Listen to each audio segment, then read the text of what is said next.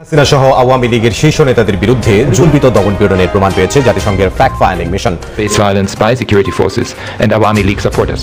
জাতিসংঘ যে রিপোর্টটা দিয়েছে তারা বাংলাদেশকে নিয়ে, এই রিপোর্টে প্রমাণ হচ্ছে শেখ হাসিনার পলিটিক্যাল মৃত্যু করেছে। অর্থাৎ সশস্ত্র সেনাবাহিনী ও যৌথ বাহিনী মিলে কঠিন অভিযান চালাচ্ছে না, সেই অভিযানের নাম হলো ডেভিল হান্ট। দর্শক শ্রোতা, অবশেষে এই দিকে নাকি সেই ডেভিল হান্টের অভিযানে গ্রেফতার হতে যাচ্ছে শেখ হাসিনা। আজকের ভিডিওটি খুবই ইম্পর্টেন্ট ভিডিও। আজকের ভিডিওর মাধ্যমে কিন্তু অনেক তথ্য আমরা জানতে পারবো। এই অভিযানে এই পর্যন্ত কতজন গ্রেফতার হয়েছে, কতগুলা শয়তানকে গ্রেফতার করতে পেরেছে, সেটা সব কিছু জানতে পারবেন। তো কথা না বাড়িয়ে চলুন আমরা ভিডিও মূল আলোচনা চলে যাই। ভিডিও মূল আলোচনা চলে যাওয়ার আগে আপনার কাছে আমার ছোট করে একটু অনুরোধ, আপনার প্রত্যেক মুহূর্তের আপডেট পেতে চাইলে অবশ্যই চ্যানেলটি সাবস্ক্রাইব করে দিবেন এবং পাশে থাকা বেল আইকনটি ক্লিক করে দিবেন, তাহলে প্রত্যেক মুহূর্তের আপডেটগুলো সবার আগে পৌঁছবে আপনার কাছে। তো দর্শক, কথা না বাড়িয়ে চলুন আসলে ঘটনাটি তাহলে বিস্তারিত দেখে আসি।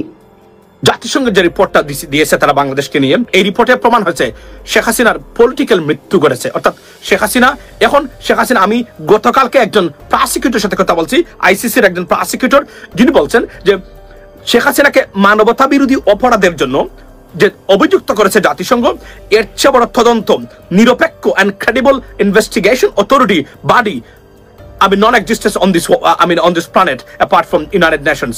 So জাতিসংঘ যে রিপোর্টটা দিয়েছে, এই রিপোর্টটাকে আপনার রুল আউট করার জন্য অথবা এই রিপোর্টটাকে আন্ডারমাইন করার শক্তি, ক্ষমতা পৃথিবীতে কোনো বাড়ি, কোনো ব্যক্তির নেই। ইভেন কোন প্রেসিডেন্ট, মানে যুক্তরাষ্ট্রের প্রেসিডেন্টও এই ধরনের ইনভেস্টিগেশন রিপোর্ট নিয়ে প্রশ্ন তোলার কোনো সুযোগই নেই, এতটা নিরপেক্ষ তারা।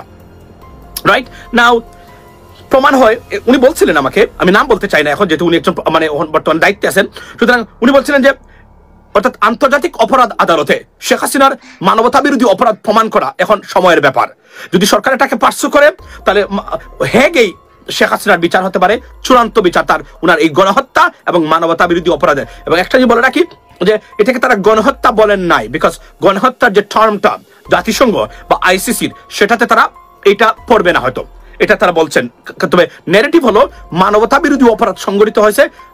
Can we go? Yes, there is a petition already, filed long ago. As you know that we came to know from Toby Cadman, the ICCJ prosecutor, that I interviewed him.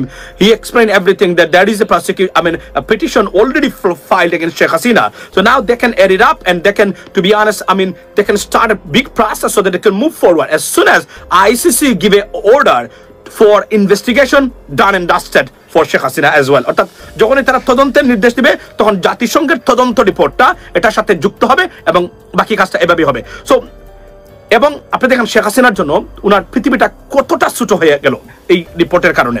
প্রথমত হলো, আপনি জানেন আমি গতকালকে আমি দেখতেছিলাম, অর্থাৎ শেখ হাসিনা আর কোনোদিন আমেরিকা, ইউরোপের কোনো দেশে আসতে পারবেন না। শেখ হাসিনা সাউথ কোরিয়াতে যেতে পারবেন না। শেখ হাসিনা জাপানে যেতে পারবেন না। শেখ হাসিনা মধ্যপ্রাচ্যের কোন দেশে যেতে পারবেন না, যদি না স্পেশাল কোনো অ্যারেঞ্জমেন্ট তারা করে। শেখ হাসিনা আফ্রিকার মতো দেশ, লাইবেরিয়ার মতো দেশে সেখানেও যেতে পারবেন না। ওয়াই? বিকজ উনি ভিসা পাওয়ার অযোগ্য, বিকজ উনি মানবতা বিরোধী অপরাধে অভিযুক্ত by the United Nations, ladies and gentleman. So special যদি কোনো অ্যারেঞ্জমেন্ট না থাকে, শেখ হাসিনা কোনোদিন আসতে পারবেন না। আর ইউরোপ আমেরিকাতে শেখ হাসিনার কোনোদিনই আসতে পারবেন না, কেননা এখানে কেউ চাইলেও তাকে অ্যারেঞ্জ করতে পারবেন না। এটা completely against the United States law, European Union law and all other European country and the British government as well. ব্রিটিশরা মানবতা বিরোধী অপরাধকে তারা আরো বড় করে তাদের ইমিগ্রেশন, আপনার ন্যাচারালাইজেশন ইমিগ্রেশন অ্যাক্টে তার অন্তর্ভুক্ত করেছেন। কানাডা আরো উপরে তারা চলে গেছে। সুতরাং শেখ হাসিনা শুধু ভিসা পাওয়া নয়, ভিসা অ্যাপ্লিকেশন করারও যোগ্য উনি এই মুহূর্তে। অর্থাৎ উনি, she is ineligible for applying for a visa, to those countries. So therefore she's gone. সে কোন জায়গাতে ওনার এই মুহূর্তে স্থান হবে না। খুদ ভারতের ইমিগ্রেশন অ্যাক্টে মানবতা বিরোধী অপরাধে অযোগ্য ঘোষণা করা হয়েছে।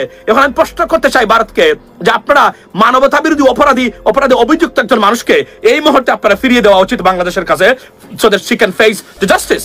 Because ভারতের আপনারা যান, গিয়ে দেখেন, আমি বললাম না, আফ্রিকার অনেকটা দেশে শেখ হাসিনার যে অপরাধ, সেই অপরাধ, এবং 193 কান্ট্রিজ এটাতে সই করা, এবং ওই দেশগুলোতে কোনো অবস্থাতে যেতে পারবেন না।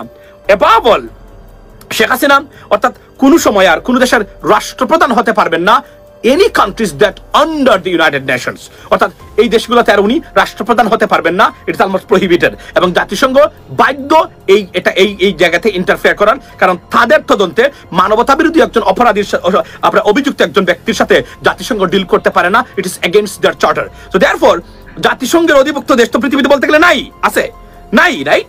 তো জাতিসংঘের অধিভুক্ত কোন দেশের প্রধান হতে পারবে না। সুতরাং শেখ হাসিনা পলিটিক্যাল ক্যারিয়ার, এখন ভারতের উচিত হলো শেখ হাসিনাকে কিভাবে প্রসেস করবেন বাংলাদেশে, যেখানে উনি আইন এবং এক্সিস্টিং ল যেগুলো আছে, এই গণহত্যা, আমরা এটাকে গণহত্যা বলতে পারি, কিন্তু জাতিসংঘ এবং আইসিসির যে টার্ম আছে গণহত্যাকে ডিফাইন করার যে ন্যারেটিভস আছে, সেখানে হয়তোবা গণহত্যা প্রমাণ হবে না, কারণ there are many others things related to that. So that's we understand, but মানবতা এবং এটা আনপ্রেসিডেন্টেড নজিরবিহীন কাজ করেছে জাতিসংঘ।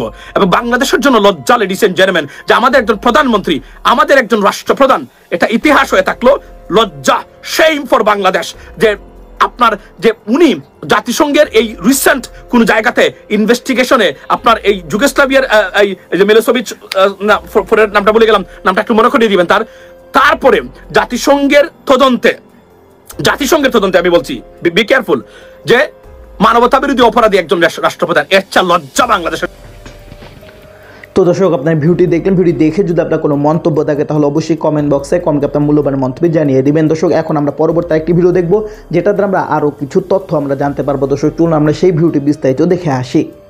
হাসিনা সহ আওয়ামী লীগের শীর্ষ নেতাদের বিরুদ্ধে জুলাই আন্দোলনে গুরুতর মানবাধিকার লঙ্ঘন ও পরিকল্পিত দমন-পীড়নের প্রমাণ পেয়েছে জাতিসংঘের ফ্যাক্ট ফাইন্ডিং মিশন। প্রকাশিত প্রতিবেদনে বলা হয়েছে 1.5 মাসে 1400 হত্যার শিকার হয়েছেন, এর মধ্যে 12 থেকে 13% শিশু।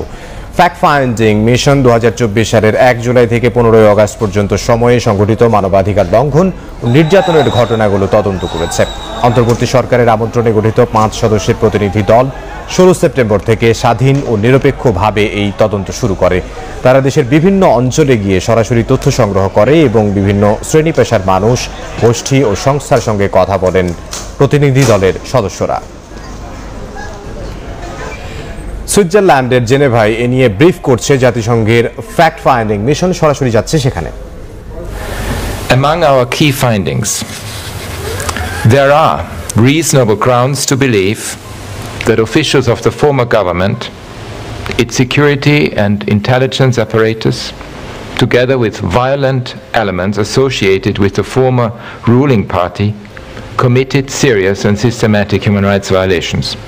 These include hundreds of extrajudicial killings, extensive arbitrary arrest and detention, and torture and ill treatment, including of children, as well as gender-based violence. These violations were carried out with the knowledge, coordination, and direction of the former political leadership and senior security officials, with the specific goal of suppressing the protests and keep the former government's grip on power. Women and girls were at the forefront of the early protests, and our report details they were specifically subjected to gender-based violence by security forces and Awami League supporters. There are reasonable grounds to believe that certain crimes against humanity have been committed, directed against protesters and their supporters. We also documented serious acts of revenge that private individuals committed against supporters of the former ruling party, police officers, and in some cases people belonging to minority and distinct religious groups in the immediate aftermath of the protests. Efforts to ensure accountability have begun, with many cases being lodged, including before. তো দর্শক, আপনারা সম্পূর্ণ video দেখলেন, আর সম্পূর্ণ video দেখে যদি আপনার কোনো মন্তব্য থাকে তাহলে অবশ্যই কমেন্ট বক্সে কমেন্টে আপনার মূল্যবান মন্তব্য জানিয়ে দেবেন। দর্শক, কথা বলতে বলতে আমরা ভিডিও শেষ পে চলে এসেছি। ভিডিও শেষ করার আগে আপনার কাছে আবার অনুরোধ করছি, আপনার প্রত্যেক মুহূর্তের আপডেট পেতে অবশ্যই চ্যানেলটি সাবস্ক্রাইব করে দেবেন এবং পাশে থাকা বেল আইকনটি ক্লিক করে দেবেন, তাহলে প্রত্যেক মুহূর্তের আপডেটগুলো সবাই পৌঁছবে আপনার কাছে। দর্শক, বিশেষ করে ভালো থাকবেন, সুস্থ থাকবেন, আল্লাহ হাফেজ।